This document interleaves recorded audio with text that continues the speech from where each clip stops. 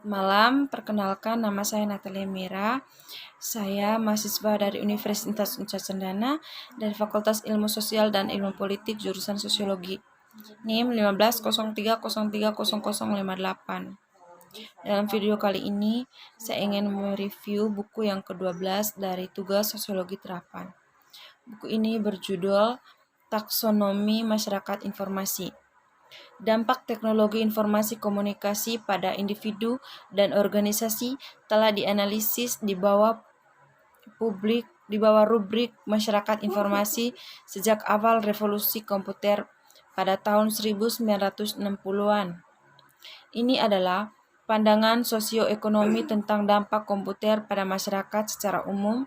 Meningkatnya peran aplikasi komputer dan jaringan mempengaruhi hampir setiap aspek kehidupan manusia. Sosiolog dan perintis komputer mencoba merasionalisasi peran komputer di masyarakat. Di Eropa Timur, khususnya Polandia, ide-ide ini hampir diimplementasikan pada tahun 1971 sampai pada tahun 1974 dalam bentuk sistem informasi nasional yang bertujuan untuk mengubah masyarakat totaliter menjadi masyarakat yang terinformasi.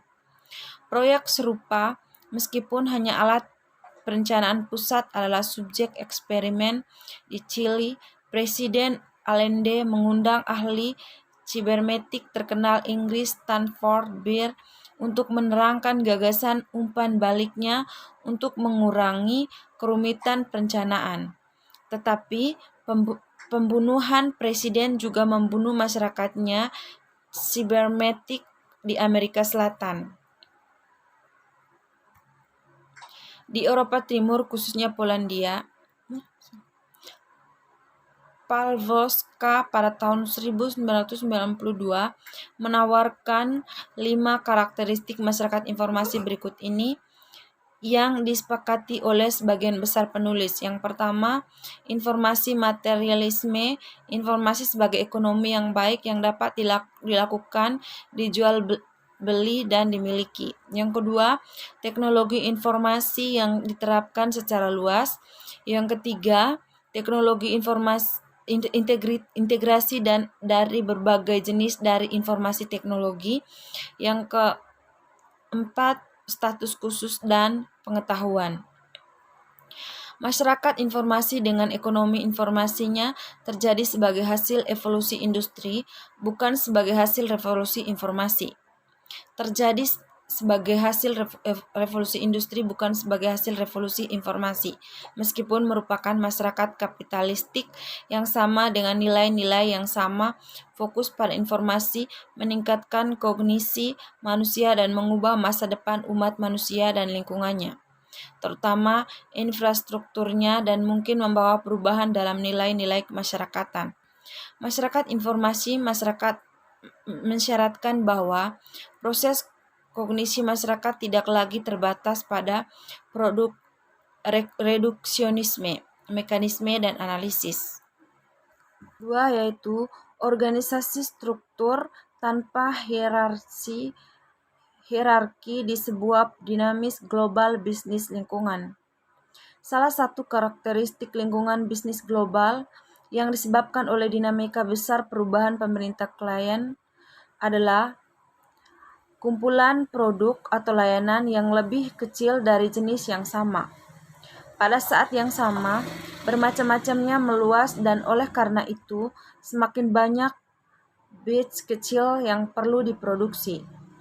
Ini berarti perubahan proses produksi atau layanan yang berkelanjutan menjadi proses yang terputus-putus dengan pengulangan yang semakin sedikit. Pelanggan juga menuntut waktu pengiriman yang lebih singkat dari perubahan pada menit-menit terakhir. Pada saat yang sama, para pemangku kepentingan mengharapkan keuntungan yang lebih besar yang menuntut pemotongan biaya operasional, yaitu biaya kerja, peralatan, stok. Tujuan dari perancangan ulang bisnis adalah membentuk struktur organisasi yang tidak akan menghalangi perubahan proses yang dinamis, dan pada saat yang sama akan memungkinkan penguasaan proses dan sumber daya yang bercampur. Untuk tujuan ini, subjek bisnis dalam sistem bisnis diklarifikasikan menjadi 3 objek gabungan. Objek gabungan dipilih adalah sumber daya, aktivitas, dan pesan. Penelitian ini membatasi dirinya pada pembahasan objek gabungan, sumber daya yang terdiri dari sumber daya manusia, mesin dan perangkat, material, dan sebagainya. Globalisasi terjadi ketika perusahaan bisnis memutuskan untuk memperluas praktik dan proses bisnis mereka di luar batas nasional atau lokal mereka dan mengambil bagian dalam ekonomi global yang sedang berkembang. Hasilnya, organisasi akan menampilkan dirinya di pasar luar negeri, baik yang secara fisik dan atau virtual, untuk menargetkan dan menjangkau pelanggan global dan bersaing secara internasional. Karenanya, globalisasi adalah sebutan yang diberikan kepada proses-proses sosial, ekonomi, dan politik yang telah menghasilkan kondisi-kondisi khas dari keberadaan kontemporer.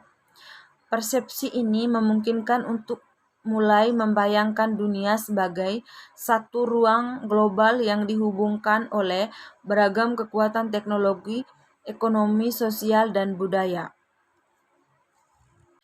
Yang ketiga yaitu sebuah usulan kerangka untuk membuat keputusan dinamis dalam global organisasi. Struktur dan strategi organisasi adalah elemen kunci yang digunakan untuk membedakan berbagai jenis organisasi global. Struktur dan strategi organisasi ini menentukan formasi, kontrol, dan cara organisasi mengambil keputusan. Sebuah organisasi global dikenal sebagai hubungan terpusat di mana anak perusahaan asing dikontrol secara ketat oleh kantor pusat. Organisasi global muncul sebagai sistem informasi global yang sangat besar dengan banyak anak perusahaan yang berlokasi di seluruh dunia. Sistem informasi ini berisi data-data penting yang perlu dikategorikan dan diatur sehingga keputusan dapat dibuat secara dinamis dan akurat oleh manajemen. Salah satu hambatan utama yang dihadapi organisasi global saat ini adalah cara memanfaatkan data dan informasi dari sistem informasi mereka untuk keuntungan terbaik mereka. Departemen dan data yang terletak di organisasi global sangat mirip dengan jenis organisasi lainnya. Perbedaan utama di sini adalah jenis keputusan yang dibuat oleh organisasi global berkenan dengan keunggulan kompetitif. Dengan sistem informasi global yang sangat besar ini, organisasi global memerlukan mekanisme atau kerangka kerja yang memungkinkan data dalam sistem informasi diambil atau dianalisis secara dinamis. Sebuah kerangka kerja untuk membuat keputusan secara dinamis dalam organisasi global telah diusulkan sebagai tujuan utama dari studi ini. Kerangka kerja ini terdiri dari 3 lapisan. Yang pertama, data, teknologi, dan keputusan. Dalam organisasi internasional, pengambilan keputusan hanya didesentralisasikan sampai batas tertentu. Anak perusahaan bergantung pada perusahaan induk untuk ide, proses, produk, informasi, dan layanan. Anak perusahaan ini bagaimanapun mampu beradaptasi dengan lingkungan lokal mereka dan membuat pilihan strategis mereka sendiri dengan paduan dari kantor pusat. Literatur di bidang ini sebagian besar dibagi menjadi 2 bagian. Pertama, para peneliti melakukan eksperimen yang dikendalikan secara ketat untuk membangun model komputasi yang kaku dari pengambilan keputusan dinamis, dan kedua, mereka meneliti keprihatinan pengambilan keputusan dinamis dalam masalah dunia nyata.